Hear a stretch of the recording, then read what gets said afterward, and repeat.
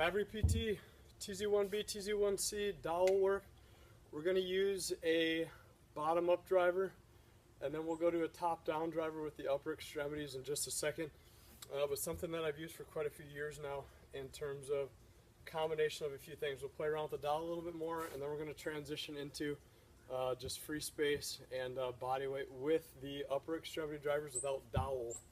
So what I mean by bottom-up driver, we have this convergence of top-down and bottom-up based on hand, feet, and ankles, effect of gravity, momentum, inertia, and ground reaction force, and the effect that they have upon each other with the chain reaction-like qualities and principles that are the root of human motion and motor development. So I'm going to set up in a TZ1B position.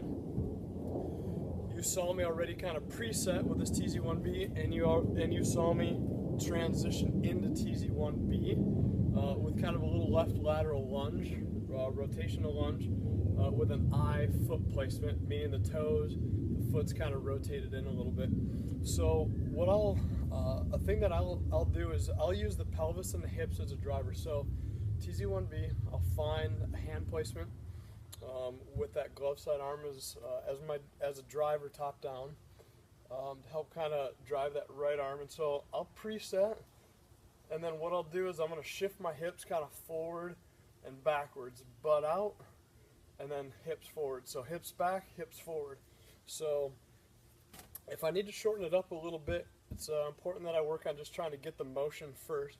So I'll just maybe, as a segue and kind of a bridge into this a little bit, I'll just do a few, and then I'll sink on in, and I'll just kind of shift forward and backwards. So drive the hips forward, drive them backwards. And then I'm going to shift the hips kind of side to side. So upper extremity wise, I'm preset with the glove side arm and the throwing hand. I'm preset here. And I'm going kind of side to side. And then I'm going to rotate. Rotate left and rotate right. And it's important that as I do that, it's the pelvis that's instigating the rotation and not the trunk. We're trying to stay as set as we can, preset as much as we can,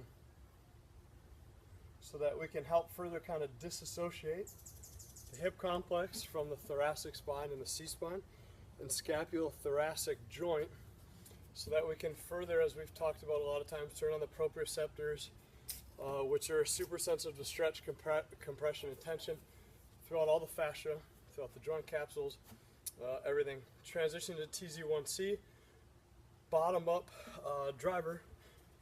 Same thing in terms of the technique that we're going to do with the pelvis, using it as a sagittal, frontal, and transverse plane driver. So again, TZ1C, I'll have them just kind of jam through a few positionings first and a few. So I'm going to say, okay, I want you to kind of fixate and kind of hold that position, and you're going to drive your hips forward and back, forward and back, forward and back.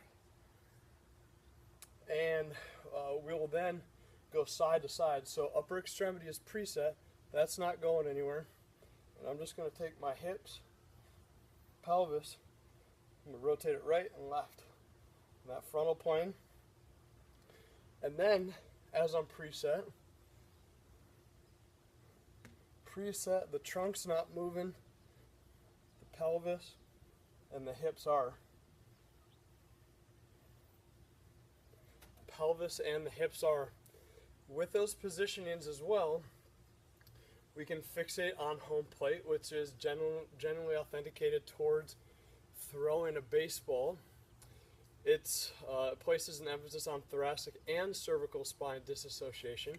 If we wanted to go a little more thoracic with those, again, what we could do in terms of our strategies that we're using, we could preset with the head looking back towards second base, or that throwing side hand as well as we're doing these. So kind of take the cervical spine out of it, to maybe go after thoracic and hip complex a little more. TZ1B, TZ1C, wooden dowel, or dowel, PVC pipe dowel. Bottom up driver, play.